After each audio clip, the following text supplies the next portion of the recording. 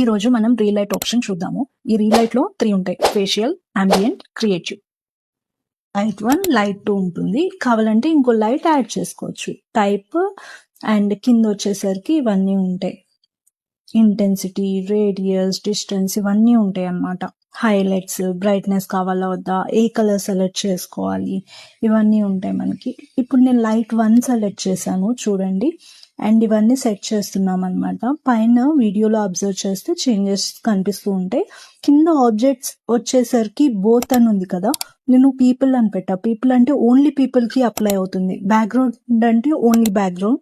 Both అంటే people and background రెండిటికి apply అవుతుంది.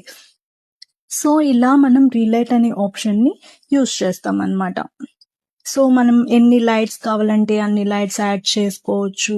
అండ్ పీపుల్ ని కావాలంటే పీపుల్ ని స్పెసిఫిక్ గా బ్రైట్నెస్ కానీ హైలైట్స్ కానీ లైటింగ్ అనేది సెట్ చేసుకోవచ్చు పీపుల్ కి. ఆర్ఎస్ బ్యాక్గ్రౌండ్ కావాలంటే బ్యాక్గ్రౌండ్ కి సెట్ చేసుకోవచ్చు.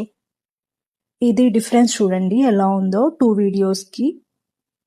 So this is how it works. Let's meet in another tutorial. Bye.